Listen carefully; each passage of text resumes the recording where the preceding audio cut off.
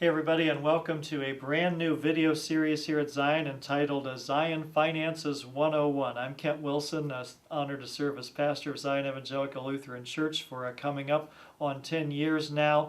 And the finances at just about any church that I've served are somewhat complicated, and Zion is no exception. In fact, I think ours are the most sophisticated set of accounts that I have seen. And I'm not a financial advisor, I'm not a certified financial planner or anything of the like. It's taken me quite a few years to kind of get a handle on how our particular system is set up here at Zion, and we've done some tweaks and modifications along the way. But it seems to me that a lot of people may not understand kind of how the flow of money works here at Zion, and so I'd like to put together this string of short videos to kind of explain that. So you may want to watch the whole series, or you may want to pick and choose the topics that are of particular interest to you. We're going to begin with part one, and part one has to do with the assets of Zion Lutheran Church, and those can be boiled down into a few different kind of categories. First category we might want to look at is property. And so property is clearly an asset, and we have a couple of different kinds of property here at Zion. We certainly have the building, so the structure that we normally worship in, that we have fellowship in, that serves as a host for our child care ministry as well. That's certainly a resource that is one of our assets, and we're grateful for it. And it doesn't make the church, but it creates a space in which the church can well function, and we're grateful for that. Another asset that we have that you may or may not be aware of that falls under the category of property has to do with land. We actually have to the west of the church a large grass area that is, I believe, between 6 and 7 acres in size, and we actually own that. It was purchased just under 10 years ago, and within the next year, I think in October of 2015, that land will be paid off. So that's certainly an asset we have. We haven't determined exactly how best to use that land. That's a topic for a whole other discussion, but it's certainly part of our property, the building and the land. That's a key part of our assets.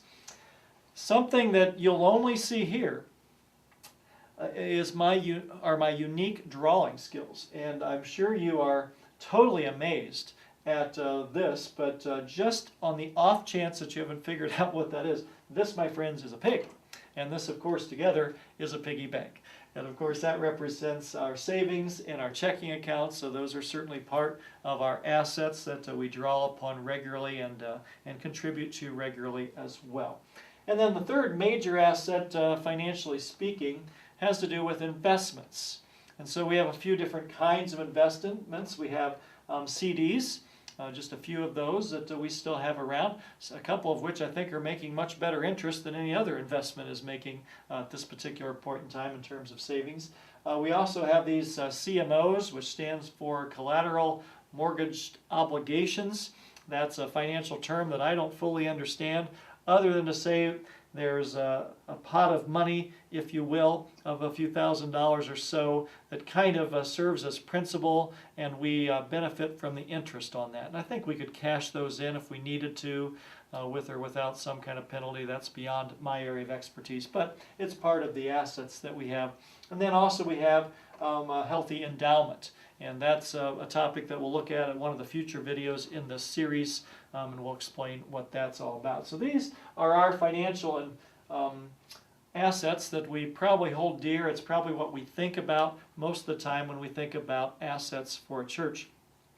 But I would be remiss if I let us limit our assets to what we see here, because in addition to that, what really is the key assets of the church are two other factors, and you see them represented by the stick figures here, because truly the assets of Zion have to do with the people of Zion. Without the people of Zion, there is no church of Zion. And so in a very real way, the generosity of those in the past, the generosity of those of us who are privileged to be a part of Zion in the present, and Lord willing, the generosity of those who are yet to come and experience the good news of Christ through Zion.